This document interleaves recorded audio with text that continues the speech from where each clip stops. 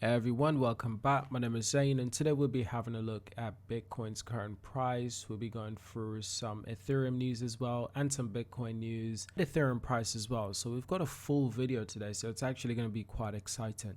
Nearly 6 billion in Ethereum has been burned. This is because Ethereum 2.0 edges closer. The second largest cryptocurrency, Ethereum, as we all know, has officially destroyed more than 2 million Ethereum via a burn mechanism introduced last year.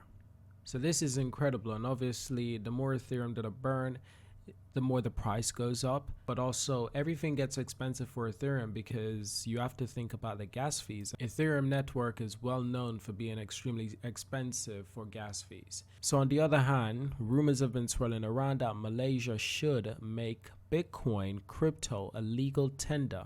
El Salvador is the only country to have adopted Bitcoin as its official currency. A deputy minister in Malaysia used the currency to adopt Bitcoin and cryptocurrency as legal tender per report. El Salvador made Bitcoin legal tender in September 2021. That was last year. So it's been over 6 months since El Salvador became the first country in the world to recognize Bitcoin as a legal tender. Though the transaction has been slow, could Malaysia be next? Deputy Minister of Communications and Multimedia Zahadi Zanul Monday said that the Southeast Asian country should recognize Bitcoin and other cryptocurrency assets as legal tender. According to reports today from Bloomberg, we hope the government can allow this. So the Communications and Multimedia Ministry governs highly recognizable sectors like broadcasting and internet infrastructure, as well as a litany of smaller areas, such as a digital signature. Malaysia exclusive branches also include Ministry of Science, Technology, Innovation, as well as Ministry of Finance. So both of which would have likely weighed in on any government plans to adopt cryptocurrency. So Malaysia's government hasn't given any signs that it's considering El Salvador's style leap into crypto. Like many other countries, it is researching a central bank digital currency. In September 2021, it joined a trial with Bank of the International Settlements. And in January, Central Bank announced it was working on a proof of concept to announce our technical and policy compatibilities should the need issue a CBDC arises in the future. So I'd say that's pretty damn spot on. Now in other news as well, Terra founder hints at a 3 billion Bitcoin purchase.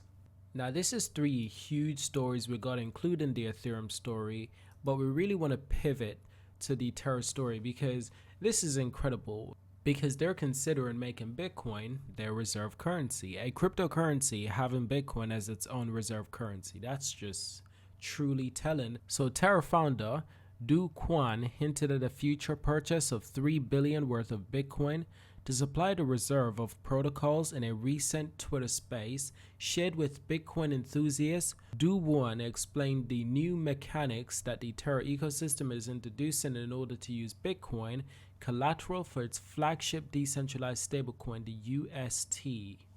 So Do Kwon, founder of Terra and Terraform Labs, made some important announcement regarding the future of Terra ecosystem and its token Twitter space hosted by Yudi with Ethereum. One of these announcements has to do with the inclusion of new token mechanics that take into consideration some forms of Bitcoin in Terra ecosystem. So in this regard, Kwon announced Terra is working towards bringing a form of tokenized Bitcoin to Terra blockchain in the most decentralized form possible. Kwon also explained that with the inclusion of Bitcoin, UST would become a hybrid stablecoin, allowing users to exchange $1 worth of UST for 0.99 cents worth of Bitcoin. This would effectively allow users to redeem Bitcoin by using UST for a premium of 1%, also in the same way that Lunar is being used right now. Kwon clarified that these mechanics will be explained in the future. So when asked about why Terra chose Bitcoin as a reserve asset, Kwon said, a couple of reasons here, but to put simply, Bitcoin is the only hard reserve asset that has been proven out of any digital currency. It is very difficult for somebody in crypto to question Bitcoin, and that's true. I mean, how can you question Bitcoin? The white paper is there. You read it for yourself, you'll get a full picture. So Quan expects this new tokenized version of Bitcoin in the Terra ecosystem to become the factor reserve currency of many protocols built on top of the chain, expanded to be part of every smart contract application that holds any treasury. So in light of this, Quan announced some numbers regarding the amount of Bitcoin Terra will purchase in the short term. The Terraform Labs CEO stated that the company has a budget to buy $3 billion worth of Bitcoin in the short term and announced that the most of this Bitcoin has not been bought yet. So this is a very unique situation to be in, a really great situation to be in. So in other news, let's just check out some statistics from Coinbase users over the years. The growth of Coinbase have been absolutely incredible. And OpenSea users have actually been absolutely incredible as well.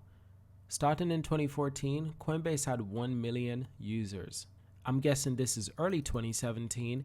It was 3 million. But I guarantee you, late 2017, it started to really explode. And 2018 is when it just went absolutely incredibly insane to 22 million users. And as for 2020, that was 35 million users. 2021, last year, it turned into 56 million users. Now compare this with the most popular NFT site out there, OpenSea.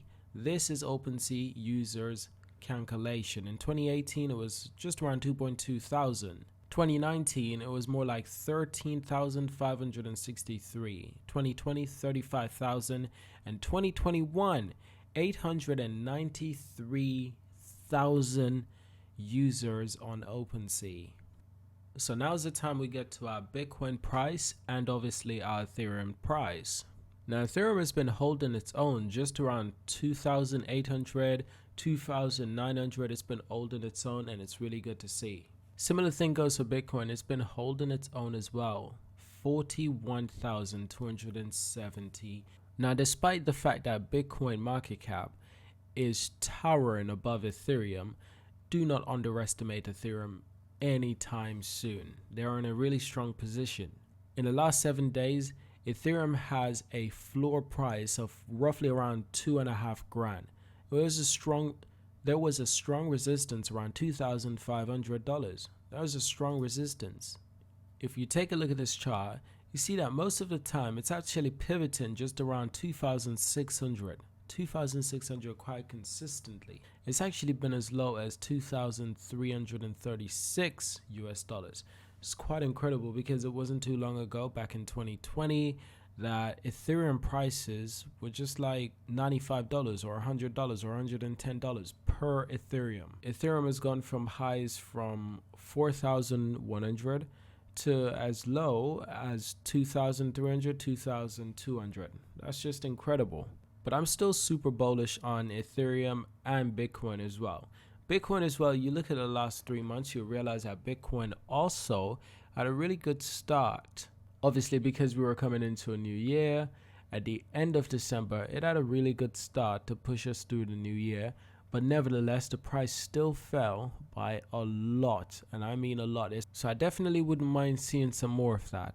So obviously, with everything with Ethereum being burnt, Ethereum Burn mechanism is hotter than ever, as crypto's second largest network has officially destroyed over 2 million ETH since the mechanism was introduced last August. According to Watch the Burn, a total of over 2 million Ethereum since its inception. Its dollar terms, that's more than 5.8 billion removed from circulation forever.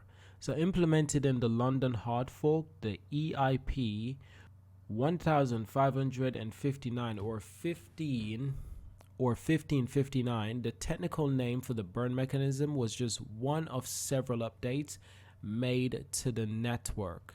And they go into full details on this, on how this system works. So if you want to catch up on that, if you want to watch that, feel free to check it out. It's actually kind of interesting. So overall, I hope you've enjoyed this video. Thank you for watching. Subscribe to see more, leave a like and leave a comment. And of course, I will see you in my next video. Thank you for watching.